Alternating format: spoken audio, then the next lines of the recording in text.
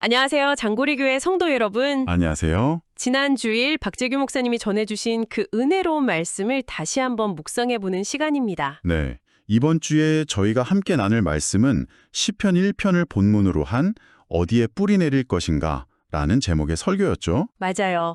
듣기만 해도 마음에 딱 정리되는 제목이었어요. 그리고 저희 교회 2026년 표어가 평강의 열매를 맺는 교회잖아요. 네네. 주일 설교 때 보여주셨던 그 평강나무 그림이 아직도 눈에 선해요. 그렇죠. 예수님의 그 충만함에 우리가 뿌리를 내려서 용서, 사랑, 감사, 또 찬양의 삶으로 평강의 열매를 맺자는 의미였죠. 네. 그러면서 목사님께서 아주 중요한 질문을 던지셨어요. 좋은 열매를 맺으려면 가장 중요한 게 뭐냐? 바로 뿌리와 땅의 문제다. 맞아요. 그럼 우리의 이 평강나무를 과연 어디에 심어야 할까요? 이 질문으로 오늘 이야기를 한번 시작해 볼까 합니다. 정말 좋은 시작인 것 같아요. 특히 오늘 나눌 이 시편 1편 말씀이 우리 교회의 연간 표어 말씀인 골로새서 3장 16절 말씀과 딱 짝을 이루더라고요. 그리스도의 말씀이 너희 속에 풍성히 거하여. 네, 바로 그 말씀이요. 모든 성도님들의 그 영혼의 뿌리가 마르지 않는 하나님의 말씀 강가에 깊이, 아주 깊이 내려지기를 소망하면서 본론으로 들어가 볼까요? 좋습니다. 그럼 가장 먼저 떠오르는 이미지가 바로 시편 1편 3절 말씀인 것 같아요. 그는 시냇가에 심은 나무가. 정말 듣기만 해도 마음이 따뜻해지고 뭔가 안정감이 느껴지는 구절이죠. 네. 그런데 설교에서 목사님이 이 구절을 그냥 지나치지 않으셨어요.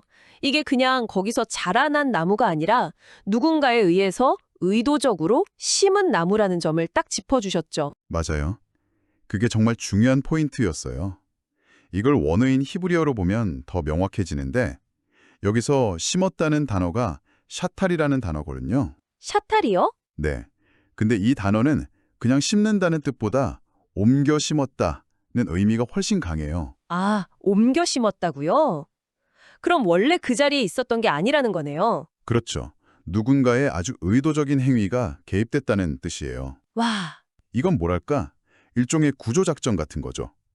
원래는 물도 없고 아주 척박한 땅에서 말라 죽을 운명이었던 나무를 농부 대신 하나님께서 정성을 다해서 파내신 거예요.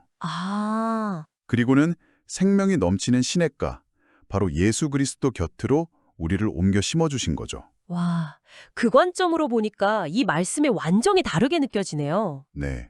그러니까 우리가 잘나서가 아니라 정말 전적인 하나님의 은혜로 이 복된 자리에 있게 됐다는 걸 먼저 기억해야 해요. 제가 좋은 자리를 찾아간 게 아니라 좋은 자리로 옮겨졌다는 거. 여기서 목사님이 드셨던 그 마늘밭 예화가 딱 생각나요. 저도 그 예화가 정말 인상 깊었어요. 가뭄 때문에 땅이 쩍쩍 갈라져 있는데 거기에 아무리 좋은 비료를 막 뿌려봤자 소용이 없다는 거죠. 맞아요. 비료가 녹아서 흡수되려면 일단 물이 먼저 공급되어야 하니까요. 바로 그거죠. 우리 영혼에 먼저 하나님의 말씀이라는 그 생명의 물이 공급되어야 다른 은혜도 받을 수 있다는 말씀이셨어요. 네. 그러니까 우리 삶도 마찬가지인 것 같아요. 좋은 환경, 즉 시냇가로 옮겨지는 게 첫 번째 은혜라면 그 다음엔 우리 스스로가 해야 할 일이 남아있다는 거고요. 그렇죠. 나무가 옮겨졌다고 끝이 아니잖아요. 이제 그 나무는 물을 향해서 필사적으로 뿌리를 뻗어야 하는 거고요. 맞습니다. 성도님의 영혼의 뿌리는 지금 어디를 향해 있나요? 목사님의 이 질문이 계속 귓가에 맴돌아요. 정말 중요한 질문이죠. 우리가 무심코 뿌리를 뻗는 세상 소리, 텔레비전이나 여러 풍문들은 걱정만 주는 사막과 같잖아요. 맞아요. 그래서 우리의 뿌리를 다시 말씀의 시냇가, 바로 예배와 기도의 자리로 돌려야 한다는 거죠. 네, 그럼 이 시편은 우리가 어떻게 그 생명의 물을 구체적으로 빨아들일 수 있는지 그 방법도 알려주고 있나요? 물론이죠. 바로 그 앞절인 2절의 핵심 비법이 나옵니다. 오직 여호와의 율법을 즐거워하여 그의 율법을 주야로 묵상하는도다. 묵상하는도다. 여기서 키워드는 바로 묵상하다인데요. 이 단어가 또 보통이 아니에요. 그래요? 묵상하면 보통 조용히 눈을 감고 차분하게 생각하는 그런 이미지가 떠오르는데. 네, 보통 그렇게 생각하죠. 그런데 이 단어의 히브리어 원어는 하가라고 하는데요. 우리가 생각하는 그런 평화로운 명상과는 거리가 좀 멉니다. 정말요? 이 하가에는 적어도 세 가지 아주 역동적인 의미가 숨어 있어요. 세 가지나요? 궁금한데요? 첫 번째 뜻은 낮은 소리로 을조린다는 거예요. 을조린다. 네, 이건 마치 사랑하는 사람에게 받은 편지를 그냥 눈으로만 훑는 게 아니라 소리내서 읽으면서 그 의미를 곱씹고 또 곱씹는 행위와 같아요. 아, 그 연애 편지 비유 설교 때 듣고 정말 무릎을 탁 찼잖아요. 맞아요. 성경을 무슨 정보 얻으려고 신문 기서 읽듯이 하는 게 아니라 그 행간에 숨은 사람의 마음까지 느끼려고 송때 묻도록 반복해서 읽는 것. 바로 그거죠. 눈과 머리가 아닌 마음으로 읽을 때 성경이 나를 읽어가는 경험을 하게 된다. 이 메시지가 정말 와. 맞아요. 어느 순간 내가 텍스트를 읽는 게 아니라 텍스트가 나를 읽고 내 삶을 해석해주는 놀라운 경험. 네. 그게 바로 지혜를 내 것으로 만드는 첫 단계, 하가입니다. 와, 그런데 이게 첫 번째 뜻이라면 나머지 뜻은 훨씬 더 강렬한 거요? 네. 두 번째 뜻은 정말 의외라고 생각하실 수 있어요. 뭔데요? 맹수가 먹이를 물고 으르렁거린다는 뜻이 있거든요. 으르렁거린다고요? 묵상이랑은 전혀 어울리지 않는 단어 같은데요? 그렇죠. 굉장히 격렬한 느낌이잖아요. 이게 바로 지혜의 말씀이 우리 안으로 들어올 때 일어나는 영적 싸움을 묘사하는 거예요. 아, 영적 싸움? 예를 들어 원수를 용서하라는 말씀을 딱 마주했다고 생각해 보세요. 머리로는 그게 맞다고 생각하지만 내 마음속 깊은 상처와 분노는 절대 안 돼! 라고 막 소리치잖아요. 네, 그렇죠. 속에서 막 부글부글 끓죠. 바로 그 둘이 내면에서 충돌하면서 격렬한 전쟁이 벌어지는 거죠. 아, 내 오랜 고집이나 옛 습관과 새로운 하나님의 말씀이 부딪힐 때 그 내적 갈등, 그걸 피하지 말라는 거군요. 맞습니다. 마치 사자가 먹잇감을 절대 놓치지 않으려고 으르렁거리면서 버티듯이 그 말씀을 붙들고 씨름해야 한다는 거예요. 야곱이 야복강가에서 밤새 씨름했던 것처럼요. 바로 그거예요. 내 자존심과 아집이 꺾이고 마침내 그 하나님의 뜻이 내 삶의 주인이 될 때까지 치열하게 싸우는 과정. 그것이 바로 하가의 두 번째 의미입니다. 와, 정말 도전이 되네요. 묵상이란 게 때로는 이렇게 치열한 전투일 수 있군요. 네. 그럼 마지막 세 번째 의미는 뭔가요? 세 번째는 일을 꾸민다, 경영한다는 뜻이에요. 묵상은 그냥 추상적인 생각에서 끝나는 게 아니라는 거죠. 아, 일을 꾸민다는 느낌이네요. 네. 아주 구체적인 삶의 전략을 짜는 행위라는 겁니다. 그럼 아까 그 용서라는 말씀을 예로 들면 그래, 용서해야지 하고 마음먹는 데서 그치는 게 아니라는 거군요. 그렇죠. 거기서 더 나아가서 내일 밭에서 그 사람을 마주치면 내가 어떤 표정을 지을까? 무슨 말로 먼저 인사를 건넬까? 아, 구체적인 작전을 짜는 거네요. 맞아요. 혹시 그 사람이 또 시비를 걸면 나는 어떻게 반응할까? 이렇게 구체적인 액션 플랜을 짜는 거예요. 말씀을 내 삶의 문제 속에서 살아내려는 몸부림이죠. 와, 화과라는 한 단어에 이렇게 깊은 뜻이 있었군요. 말씀을 읊조리면서 마음에 새기고 내 안의 저항과 치열하게 씨름하고 마침내 삶에서 실천할 구체적인 계획까지 세우는 것. 네. 이 세 가지가 합쳐져야 비로소 말씀의 시냇물을 제대로 빨아들이는 게 되는 겁니다. 그렇군요. 그런데 이 시편은 어디에 뿌리 내려야 하는지만큼이나 절대 어디에 뿌리 내리면 안 되는지를 경고하는 데도 많은 에너지를 쓰고 있어요. 맞아요. 사실 시편 1편은 그 경고로 시작하죠. 1절, 복 있는 사람은 악인들의 꾀를 따르지 아니하며 죄인들의 길에 서지 아니하며 오만한 자들의 자리에 앉지 아니하고. 여기서 죄에 빠지는 과정이 점진적인 3단계로 묘사된 게 정말 통찰력 있어요. 네, 목사님이 설명해 주신 그 3단계. 따르고, 서고, 앉고. 그렇죠.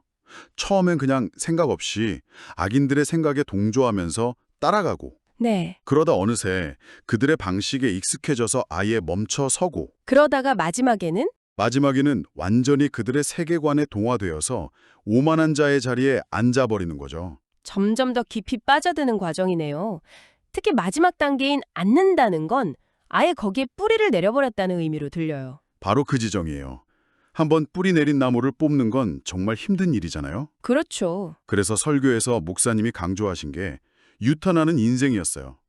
잘못된 길로 들어섰다는 걸 깨달았다면 뿌리를 내리기 전에 즉시 돌이켜야 한다는 거죠. 이게 우리가 맺어야 할 평강의 열매와도 직결되는 문제겠네요. 당연하죠. 만약 우리가 남을 험담하는 자리, 또 세상을 비관하고 불평하는 자리에 계속 앉아서 뿌리를 내린다면 우리 영혼이 뭘 빨아들이게 될까요? 아휴, 뻔하죠. 생명의 물 대신 미움과 원망의 독을 빨아들이게 될 거예요. 생각만 해도 끔찍하네요. 그런 나무에서는 평강의 열매는커녕 다툼의 가시랑 분노의 엉겅퀴만 무성하게 자라날 수밖에 없고요. 그래서 성경이 그렇게 단호하게 명령하는 거군요.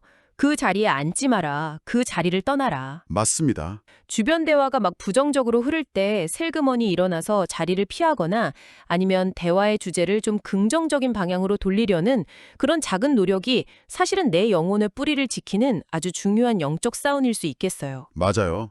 악인의 꾀 대신에 하나님의 지혜를, 죄인의 길 대신에 예수님의 십자가 길을, 그리고 오만한 자의 자리 대신 겸손한 예비의 자리를 선택하는 그 의지적인 노력이 필요한 거죠. 네. 엉뚱한 곳에 내렸던 뿌리를 뽑아서 말씀의 시냇가로 다시 옮겨 심는 결단. 그 과정이 묵은 습관을 끊어내야 하니까 조금 아프고 힘들 수 있겠지만 옮겨야 살고 옮겨야 열매 맺을 수 있으니까요. 네, 이제 슬슬 마무리할 시간인데요. 이렇게 올바른 곳에 뿌리를 내리고 지혜의 물을 힘껏 빨아들인 나무의 최종 결말을 시편 1편이 아주 희망차게 선포하며 끝을 맺죠. 네. 그가 하는 모든 일이 다 형통하리로다. 바로 이 말씀이요. 근데 여기서 말하는 형통의 의미를 우리가 잘 이해해야 해요.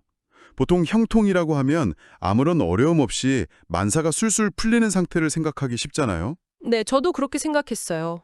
하지만 성경이 말하는 형통은 그런 의미가 아니거든요. 맞아요. 목사님께서도 그 부분을 강조하셨죠. 진짜 형통은 가뭄이 와도 말라 죽지 않는 것, 거센 비바람이 몰아쳐도 뽑히지 않는 것. 그리고 마침내 철을 따라, 즉 가장 적절한 때가 되면 어김없이 열매를 맺어내는 회복 탄력성에 가깝다고 하셨죠. 네. 우리 인생에 어떻게 가뭄 같은 고난이 없고 태풍 같은 시련이 없겠어요. 하지만 중요한 건 이거예요. 우리가 하나님의 말씀이라는 그 시냇가에 깊이 뿌리 내리고 주야로 그 말씀을 하가하면서 영양분을 공급받고 있다면 어떤 시련 속에서도 우리의 잎사귀는 마르지 않을 것이라는 약속이죠. 아, 그 약속. 당장은 열매가 보이지 않아도 결국에는 반드시 맺게 된다는 그 믿음.